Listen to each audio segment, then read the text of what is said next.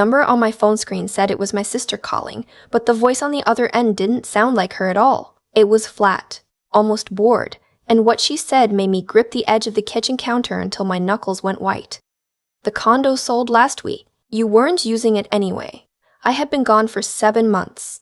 7 months working a contract audit position in Singapore, sending money home, checking in every Sunday, doing everything right. And in the time it took me to build something real for myself overseas, my sister had sold my $620,000 condo from underneath me. I didn't scream. I didn't cry. I just said, "I'll call you back." And then I sat down on the floor of my apartment in Singapore and stared at the wall for a long time. Let me back up, because the part that still makes my stomach turn isn't just what she did. It's how long she'd been planning it. My name is Vera, and I'm 31 years old. I'm a forensic accountant, the kind of person companies hire when they think someone inside their organization has been cooking the books. I find things, hidden transfers, altered records, duplicate invoices buried 3 spreadsheets deep. It's painstaking work, and most people find it boring, but I've always liked puzzles. I've always liked knowing the truth, even when it's ugly. My sister is 4 years older than me. We grew up close, or at least I thought we did. She got married young, had 2 kids early, stayed near our parents while I went to college, then graduate school, then bounced between cities for work. She called me her career girl, with this tone that was maybe 60% admiration and 40% something else. I never pushed on that other 40%. I should have. The condo was mine. Let me be clear about that. I bought it 3 years ago with money I had saved, money I had earned, money that had never once been offered to anyone else or pooled into any family account. I put down $124,000 and financed the rest. The deed was in my name. My name only. My sister had no legal interest in that property. No co-ownership, nothing. She had a key because I trusted her to check on it while I was away. Just check on it. Water the one plant I'd left by the window. Maybe run the faucet every couple of weeks so the pipes wouldn't dry out. She had a key. That's it. That's all she had. What I didn't know was that 6 months before I left for Singapore, she had gone to our mother and started planting seeds. Little comments. Vera's never home, that place just sits empty. It's such a waste, that condo. She should at least be renting it out. You know, she told me once she might sell it when she came back. That last one was a complete fabrication. I never said that. Not once. Our mother, to her credit, didn't act on any of it. But she repeated these things at the dinner table, the way mothers sometimes do, not realizing she was building a case for someone who had already made up their mind. My sister had found someone. A buyer. I found out later, much later, that she'd been quietly feeling out the market for months, telling people she had a property she was looking to sell on behalf of a family member. She made it sound authorized. She made it sound like I knew. The mechanism she used was a forged power of attorney. I'll say that again because it still sounds surreal to me. My sister forged a power of attorney document, had it notarized by someone she knew through her husband's business contacts, and used it to execute the sale of my condo to a buyer who had no reason to suspect anything was wrong.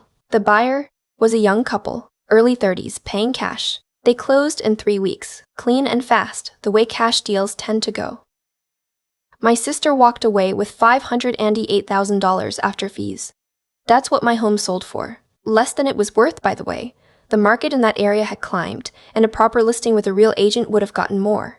But speed mattered more than price to her, and I think I know why. Her husband's restaurant had been struggling for over a year. He'd opened it right before the pandemic and never quite recovered. They'd taken out a second mortgage on their own house, maxed out 2 credit cards, borrowed from his parents. By the time I was boarding a plane to Singapore, they were something like $190,000 in the hole across various accounts. I didn't know the full picture at the time. I knew things were tight for them. I had offered to loan them $20,000 about 2 years earlier, which she declined, and I thought that was the end of it. It wasn't the end of it. When she called me to tell me the condo had sold, I think she genuinely expected me to react with more shock than anger. Or maybe she thought I'd be so far away that there was nothing I could do. Or maybe, and this is the part I've turned over in my mind the most, she thought that once it was done and the money was spent paying off their debt, I would just absorb it. the way I'd absorbed other things over the years. Her forgetting to pay me back for things. Her borrowing my car and returning it with a busted taillight and never mentioning it. Small stuff. Stuff I'd let slide because she was my sister and it wasn't worth the fight. She miscalculated. I hung up the phone. Then I opened my laptop and started working. The first thing I did was pull up the public property records for my county through their online portal. I do this the same way most people open a weather app, automatically, without drama. What I saw made my vision go sharp in a way I can only describe as professional focus. The deed had transferred. The sale was recorded. It was done on paper, and it was done in a way that, on its face, looked legal. On its face. I spent the next 2 days building a file. I requested a copy of the recorded deed transfer and the associated power of attorney through the county recorder's office. I called my bank and confirmed no mortgage had been involved. The property had been paid off 18 months earlier, which meant the transaction had been entirely between my sister and the buyer, with a title company facilitating. I got the name of the title company. Then I called an attorney, a real estate litigation attorney in my city, someone I found through my professional network, someone with a background in fraud cases. I had a 90-minute phone consultation from my Singapore apartment at 10 o'clock at night, walking her through everything I'd compiled, my voice completely steady the whole time, because when I'm working a case I don't have the luxury of feelings. She told me what I already suspected. A forged power of attorney is not just a civil matter, it's a felony. Multiple felonies depending on how you count them. Forgery, fraud, possibly wire fraud if electronic communication was involved in the transaction. And the notary who stamped the document without properly verifying my identity had their own exposure to worry about. My attorney said the buyer would likely be protected under title insurance. The title company carried it, and the policy would cover them in the event of a defective title. They wouldn't lose the property. But my sister would be liable to me for the proceeds of the fraudulent sale, plus damages, and she would be facing criminal charges. I asked about a timeline. My attorney said I could file for an emergency injunction to freeze any accounts my sister could be tied to prevent her from moving the money before we could pursue it. I said, do it. Then I booked a flight home. I didn't tell my sister I was coming. I didn't tell my sister I was coming. I didn't tell my parents either. I landed on a Thursday morning, went straight to my attorney's office from the airport, still in my travel clothes, coffee in hand, and we spent 4 hours going over everything. By the time I walked out of that building, there was a motion filed with the court. My sister's accounts were flagged, her husband's accounts too. She didn't know any of this yet. My mother called me that afternoon. She'd somehow found out I was back. I think my sister must have seen my location update on our family group chat, which I'd forgotten to leave. My mother's voice was careful in a way I recognized. She was managing something, managing me. Your sister is really sorry, she said. She was going to tell you everything. She just panicked. The restaurant was going to go under, and she didn't know what to do. I asked my mother if she knew ahead of time. A pause, long enough to be its own kind of answer. She mentioned she might help you lease it out. I didn't know she meant Mom, I said. She forged legal documents and sold my home. I need you to understand what I'm telling you. Another pause. Then, can you just talk to her first? Before you do anything drastic? I said I'd think about it. I wasn't planning to think about it. 2 days after I got back, my sister called me and asked to meet. She picked the restaurant, her husband's place, which I thought was a strange choice, and then realized wasn't strange at all. It was her territory. She wanted to be on familiar ground. I agreed to meet. I brought my attorney. My sister did not bring an attorney. She was wearing a blazer, her hair done, looking like she prepared for a negotiation. Her husband was there too, hovering near the bar with his arms crossed, not meeting my eyes. She started with an apology that was constructed like a series of qualifications. She was sorry for how it happened. She was sorry I was upset. The restaurant was failing and she didn't see another way. She'd meant to tell me. She thought I'd understand eventually. She said the phrase, family takes care of family, twice, which I found interesting given the context. Then she said, you were barely using it, you're never even here. I looked at her for a moment. My attorney touched my arm lightly. She'd told me beforehand to let her do most of the talking in this meeting. But there are some things a person has to say for themselves. That's my property, I said. It being empty doesn't make it yours. Me being in another country doesn't make it yours. Me being in another country doesn't make it yours. Nothing makes it yours except a document that someone signed with my name, and it wasn't me. She started to say something about the down payment situation, implying that because her parents had given me some money years ago for various life expenses, there was somehow a family equity stake in my assets. I've heard this logic before, in my professional life. It's the logic people use to justify what they've already done. My attorney stepped in at that point and laid out what had been filed: the motion, the account freeze, the criminal referral we were preparing for the district attorney's office. My sister's face went through several stages: disbelief, then anger, then something I could only call recalibration. The moment when she understood this was not a conversation she could charm her way out of. Her husband slammed his hand on the bar.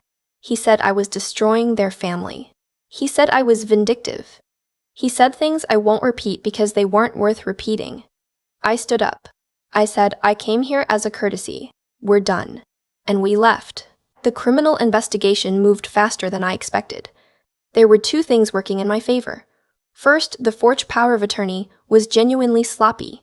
The notary had used a stamp that didn't match the current official format required by the state, a detail I flagged for investigators. Second, the email chain between my sister and the buyer's agent, obtained during discovery, showed she had explicitly represented herself as acting with my full knowledge and authorization.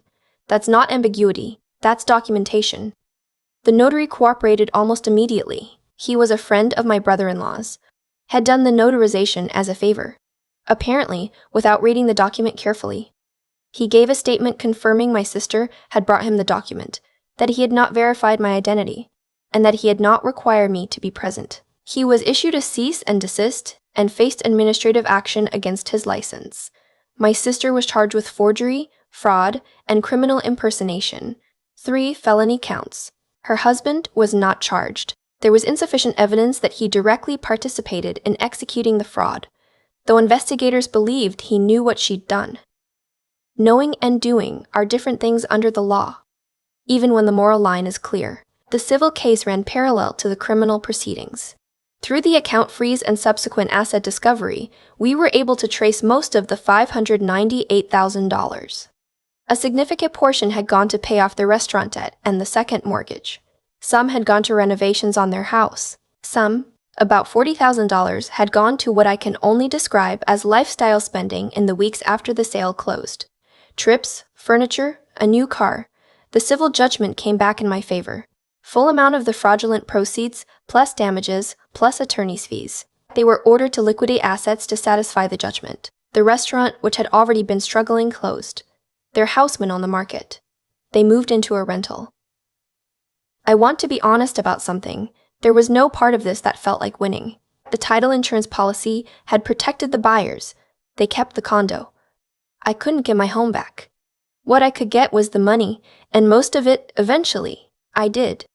The legal process took 14 months from the day I landed back home to the day the final civil judgment was satisfied. 14 months of depositions, document requests, court dates, and phone calls with my attorney that I paid for by the hour. My parents did not handle it well. My mother spent the first 6 months trying to mediate, then cycling through guilt and grief when she understood that wasn't possible. My father was quieter about it, but he told me privately once that I should have found a way to work it out as a family. I told him that working it out as a family would have required my sister to actually come to me instead of forging my signature. He didn't have an answer for that. My relationship with my parents has not recovered. Not fully. We talk. We have dinners at holidays that feel like walking across ice. Everyone careful, no one saying the real things. I've accepted that this is how it is now. I'm not sure I'll ever fully accept what it cost me to get there. My sister pled guilty to 2 of the 3 counts, with 1 dropped as part of a plea agreement. She received a suspended sentence, probation, and the civil judgment. No prison time, which I know frustrated a lot of people around me. My attorney was honest with me from the beginning that prison time for first-time nonviolent financial offenders is not guaranteed, and that a suspended sentence with the full civil judgment satisfied was, in practical terms, about as good an outcome as I could expect. She is not in my life anymore.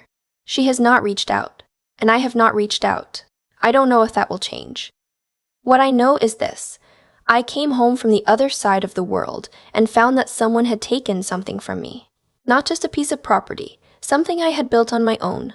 Something I had been proud of in a quiet way that I rarely talked about, because I've never been good at talking about pride, and I had to fight to get any part of it back.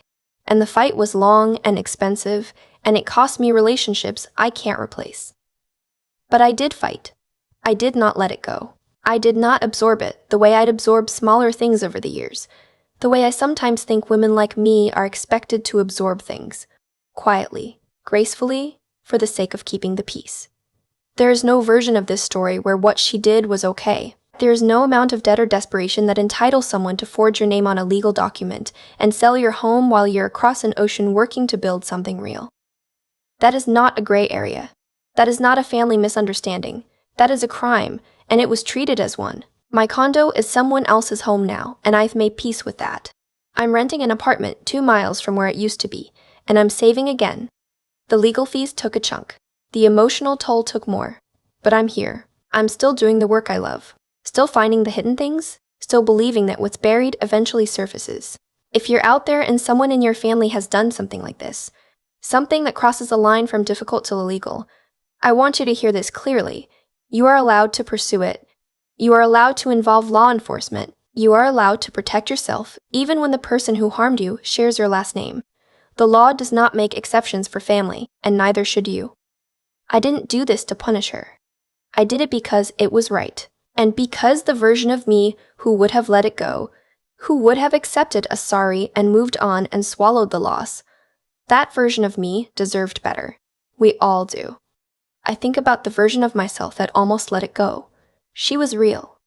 She existed for about 48 hours after that phone call, sitting on the floor of an apartment in Singapore, telling herself that maybe there was a way to handle this quietly, that maybe the cost of fighting wasn't worth what she'd get back, that maybe in some version of this story, she absorbs the loss and keeps the peace and everyone moves on.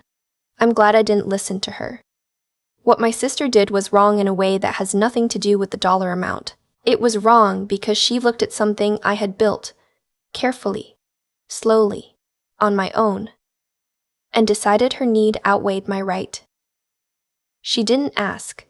She didn't come to me and say, "I'm drowning, I need help. Is there anything you can do?" She made a choice for me, without me, and then waited to see if I'd accept it. That's not desperation. That's a decision. There's a difference, and I think people sometimes collapse the two when it's someone they love who's done the thing. The part that required the most from me wasn't the legal process, as exhausting as that was. It was having to hold two things at once, the grief of what she did, and the clarity that it still had to be answered. Grief wants you to soften.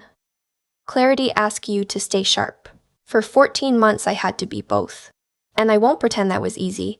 I've spent a lot of my career finding things people tried to hide. Misallocated funds, falsified records, transactions buried under layers of misdirection. What I've learned from that work is that dishonesty almost always has a logic to it. People don't usually deceive without a reason. They've convinced themselves is sufficient. My sister had her reason. The restaurant, the debt, the pressure. I understand the shape of it. Understanding it doesn't excuse it, but it does make it legible. And legibility helped me stay grounded when the process got hard. What I kept coming back to was this: the right thing to do and the hard thing to do were exactly the same thing in this situation. That doesn't happen as often as people think. Usually, there's some gap between them, some room to negotiate. Here, there wasn't. I could protect myself, or I could protect the relationship. I couldn't do both. And I had to decide what I actually owed, to myself, to honesty, to the idea that actions have weight. I didn't pursue this to punish her. I want to be clear about that even now. I pursued it because walking away would have taught me something about myself that I didn't want to learn. That my boundaries were negotiable. That my name in a legal document meant less than keeping someone else comfortable. I wasn't willing to learn that lesson. If there's anything I'd want someone else to take from this, it's simpler than it might sound. Know what you've built, know what it's worth, and know that protecting it is not the same as being selfish. You can love someone and still hold them accountable. Those two things can exist in the same life. They just can't always exist in the same room. I'm still here, still working, still saving. The condo is gone, but I'm not.